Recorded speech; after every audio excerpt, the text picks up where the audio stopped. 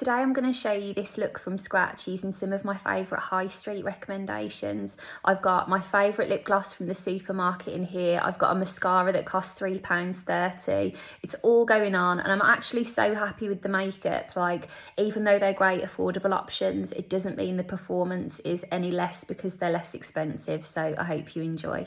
As always, everything I've used is listed in the description of the video, so the caption will come up at the bottom of the screen. If you tap it, it will expand and a full list of products will pop up. One of the things I always say, and I'm really passionate about, is that your makeup will last as well as the skincare that you use to prep. So to begin, I'm going to use the Inky List Omega Water Cream.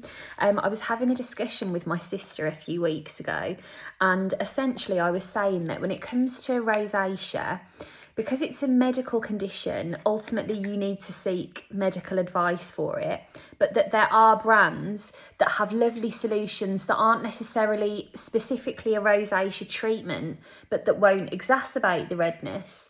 And one of the brands that you can look to for affordable solutions that won't kind of irritate or further exacerbate redness is the Inky List.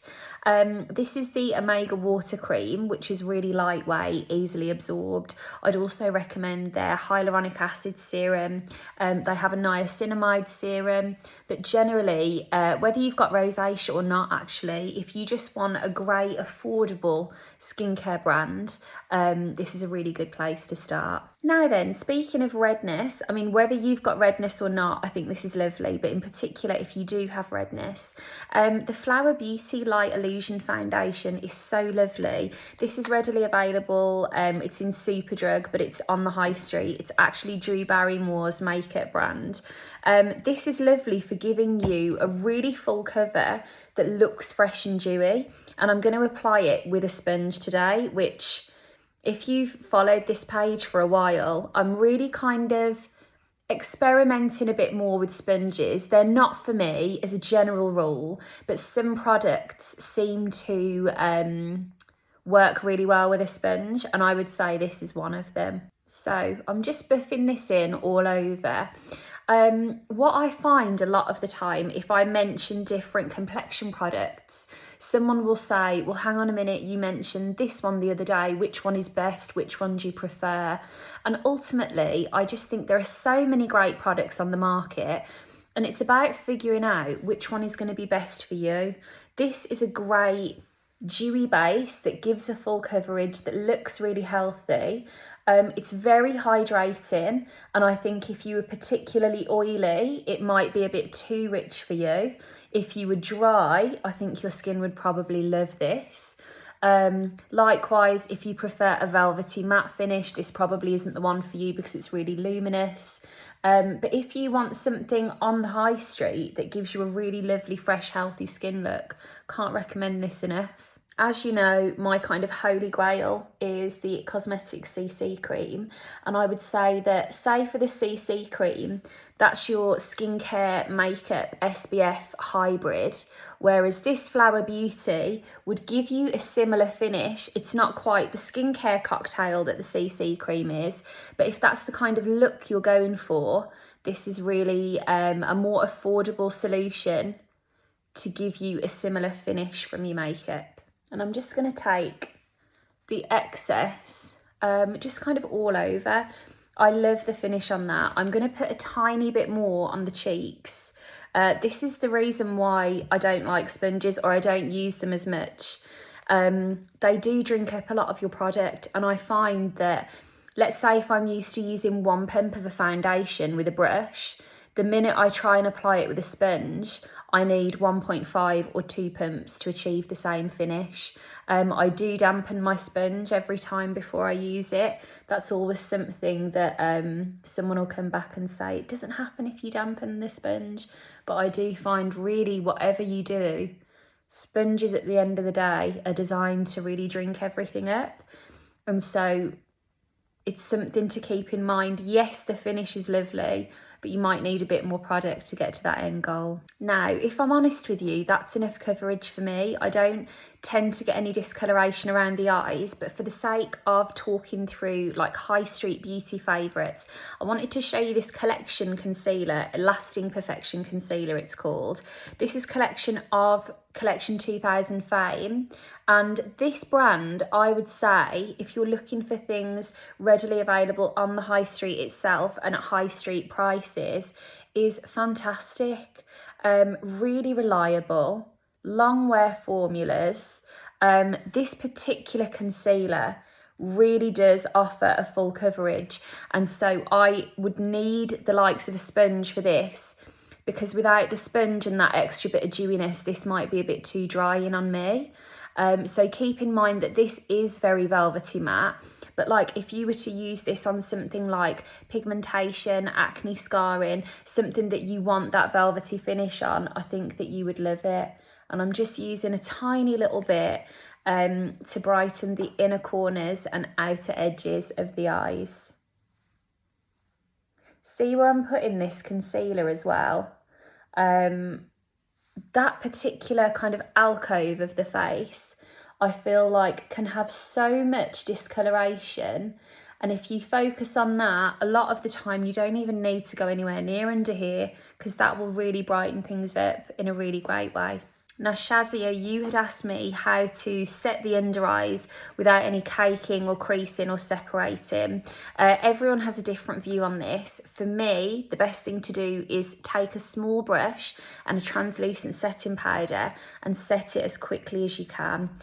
This is the Peaches and Cream translucent setting powder. I'm going to use a few things from Peaches. In terms of high street makeup, I think Peaches is so high performing. Whether it was high street prices or not, it's one of the best brands out there, and the fact that the prices are that affordable is just a brilliant bonus. The one thing I would say is that unless you go to the shop in Liverpool or shop online, it's not in like a bricks and mortar store, like it's not in Boots or Superdrug or what have you. So just keep in mind, if you're thinking of trying Peaches, to get your order in a good few days before your special occasion or whatever it might be.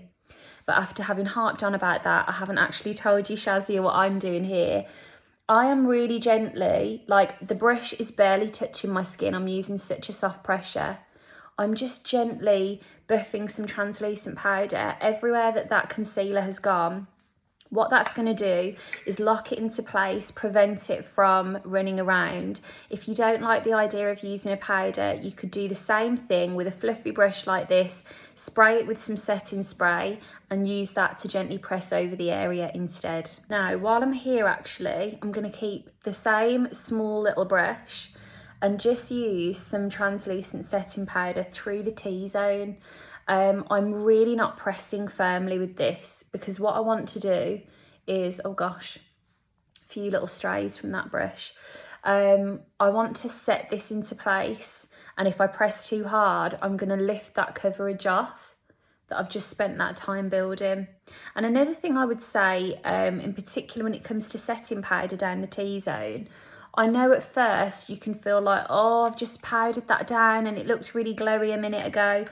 Give all of this a minute to settle in. By the time it has settled down a bit, by the time you've gone for a brisk walk, in an hour's time, it's a bit warm that day, the freshness will come back, but you'll just have a bit of oil control down the middle. And actually, while I'm just touching on the T-zone, Honey, you'd said to me, do I have any best solutions for kind of more prominent pores that you're experiencing as a result of your rosacea? What I would say to you is, if you really gently set the area with a translucent setting powder like I'm doing here, I'm doing this area because this is where my pores are more prominent. The fact that you've removed any shine from that area means that they're going to be less prominent in terms of they're less likely to catch the light. And then within your routine, if you can find maybe an azelaic acid, for example, so that you have something in your routine that's very gently exfoliating in a way that's safe for use with rosacea, that can do a really good job to help to reduce the appearance of those pores. But another thing I would say about them, I feel like pores are one of those things that comes up in so many questions, and people are very conscious of them. I promise you, no one is noticing your pores in the same way that you are. And even though I want to give you a solution for something that will make you feel good about them, at the same time, just remember that everyone has pores. No one's looking at your pores because they're probably busy wondering about whatever they're focusing on with themselves. Do you know what I mean? So please remember that everyone has them and they're a really normal part of healthy skin, but there are things you can do to reduce the appearance of them. Now, I'm going to use the little pig's ear of this sponge, and I'm using the Peaches and Cream bronzer. And I'm just going to start to add a little bit of warmth to the outer parts of the face. Now, AB, you had asked me how to build things like bronzer and blusher without disrupting your makeup, and this is where the sponge can come in really handy. I'm a big believer, in particular if you're trying to build coverage, in pressing and tapping on your layers the further up your makeup you get.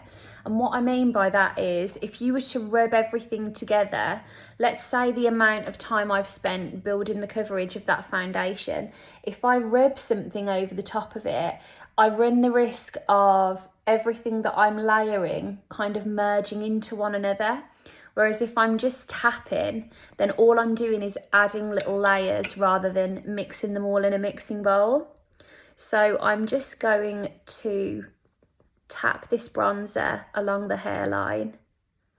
One of the great things about when your roots are a bit bigger is you can really just get in there and it's kind of okay. Whereas whenever I've had my highlights done fresh, it's always a nightmare to try and bronze everything without getting it all over my hair. Okay, while we're on cheeks, I'm going to follow up with a little bit of the Peaches Cream Blusher. This is the shade Tutti Fruitti, and I'm using a Peaches PC18 brush, and I'm just going to flush the kind of high points of the cheeks.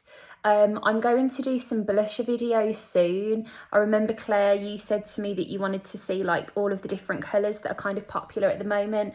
We're seeing corals and purples and things come through, so I will focus on that.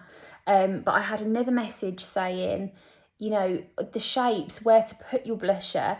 All of these trends seem to be changing, and the shapes of where lots of creators are applying things are changing. So I'll go into some tips about, you know, depending on your shape face or what you're trying to achieve, it could be that using the exact same product that you've got in a slightly different place will give you a different result that you're really happy with. Okay, continuing the Peaches theme, I'm going to use the brow pencil. Sil, you asked me for a brow tutorial the other day, and I thought because you're in Liverpool and Peaches is from Liverpool, this will be the perfect one. There's so many different things you can do with your brows. One thing I would say, what I want to do today is kind of just emphasise what's already there, and I'll give you some tips for that. This side of my face, I think historically I always had a fringe there when I was younger, and the hairs on this side are lighter, so the shape is quite similar, but I have to fill that with a bit more colour. So I'm just going to show you the kind of thing I would do. In a small pencil like this, I would first find my feet, just kind of going through the middle of the brow. The nice thing about this is you're adding a bit more definition to what's already there, but you're not committing to any harsh lines just yet. So I'm using, I would say, just like an average to medium pressure. And going through those brows, I'm not going too harsh on the edges. Personally, I want them to look a bit softer. And then what I'm also going to do is use much less pressure now and gently tickle in some soft brown through the ends. Now you'll see here, I'm really not worried about that being neat at all, because the spoolie at the end, I'm going to use really quite a firm pressure to soften that out, so that we're left with the illusion of kind of the shadow of that hair, a sharper shape through the end of the brow, and you kind of get the best of both worlds of this looks nice and defined, but this looks soft and fluffy. When you're doing your makeup, I can't emphasise enough, if there is something that you want to tweak, the brows can be a really good place to do it. So for example, if your makeup is feeling really polished and too heavy, the first thing you can do is soften your brows, and it will instantly soften the whole thing. On the flip side, if you've done a really simple base like I have today, and you're just going to put like a little bit of mascara on and maybe like a lip balm or something, sharpening up your brow, even when everything else is super subtle, can make the whole thing look completely polished. So just keep it in mind that the brows are a really powerful tool to set the tone for the feel of your entire makeup. Okay, first impressions. This is the Essence Lash Princess Full Slash Mascara. At the time of me Googling today, this is £3.30 from Wilkinson's. And I've seen this so much on TikTok. My friend Laura got it for me to try and I haven't got round to it yet. But from what I can gather, like the internet seems to think that this is a really great high street mascara. So let's give it a go. Lovely big brush, it's really long. Just going to tuck some of my hair out of the way so I don't get it all over myself.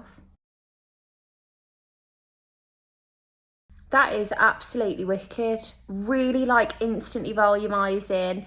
Loads of product on the brush and on the lashes, but it's not clumpy. It just seems to have made them really long. I'm absolutely loving that. That's brilliant.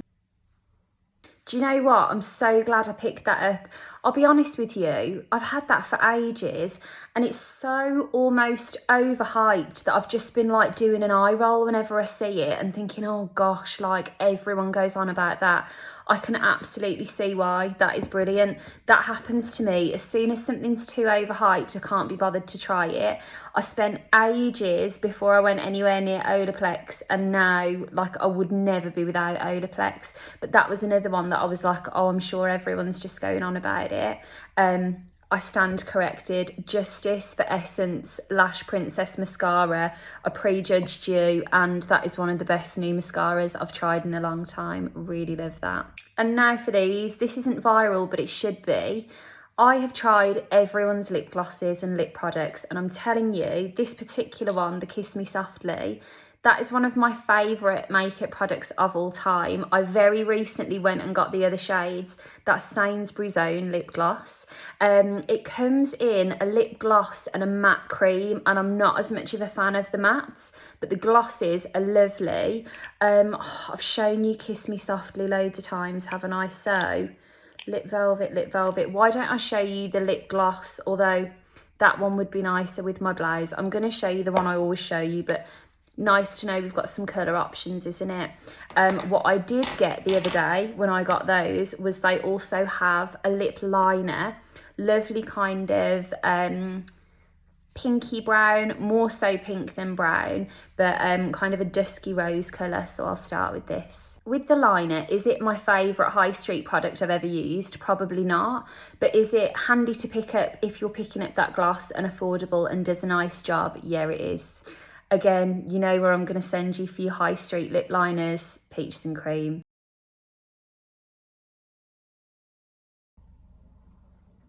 There's a helicopter or something out there, so you'll have to excuse me, but really creamy, lovely. Do you know what? As soon as I've put that on, the one thing I will say is that Peaches don't do pinkies. All of the Peaches liners are quite brown, so if you did want a pinky, that's a lovely one. And like, just nice to know that you can pick that up when you're going to do your grocery shop, isn't it? I'm going to use my original Kiss Me Softly. Really, really lovely one. This is in the gloss formula. Absolutely fab, and they smell really sweet too. For argument's sake, while I'm here, I know there's like a surplus of the pink, but I'm going to show you one of the lip velvets. This is the shade Mai Tai. It's nice and everything, but like it's no different to any other matte lippies, whereas those glosses for me are better than high-end glosses. There's the Mai Tai.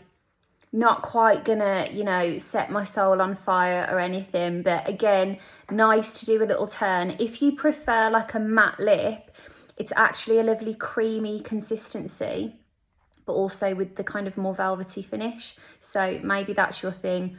Nice, but nowhere near as nice as the lip gloss, which is why I'm going to put that back on. And there you go. And I mean, to be honest, I think all of that looks really luminous. It's made my skin look and feel healthy. I'm always trying different things, but like I would feel really happy to go on a night out, dinner, wear this for the day. They're all things as well, with the exception of the Essence that I've just tried, that I think stand the test of time, and you can feel comfortable knowing that they're going to last really well through the day for you. And just a reminder, while we're talking about high street beauty, like I appreciate I'm saying this to you as someone that is always making new videos and showing you new things, but I really hope it would come across, and you know, I just want to take the opportunity to remind you, you don't have to spend a fortune to get your makeup to look great. More often than not, you've got everything that you already need at home. If you don't have everything you need, another thing I would say to you is take your makeup bag into wherever you're getting your makeup. Years ago, I used to be a personal beauty shopper at Selfridges, and the first thing I would say to people is, can you bring your makeup bag into me? Because let's say, for example, if I didn't know they had a makeup bag full of brushes, the last thing I want to send them home with is loads more brushes. And so you can always find one or two little things that will kind of bring to life everything else that you've got. You don't have to spend a fortune to have great makeup or great skin. You don't need loads of different things. You can get a couple of things that will do lots of jobs for you. And there are so many brilliant things on the market that whatever you're looking for, you'll be able to achieve those results to suit your budget and your needs. So I know that I'm always showing you new things, but before you kind of think, okay, I'm going to go out and try that, give the technique or the video or the look a try with what you've got at home and see if that will do the job, because I bet a lot of the time it will. Thanks so much for watching. I hope you enjoyed, and as always, please feel free to let me know anything that you want to see a video on. To be honest, I love having a bit of a list of things that I'm talking through, so I honestly welcome it so much. But thanks for watching, enjoy the rest of your day, and I'll chat to you soon. Take care.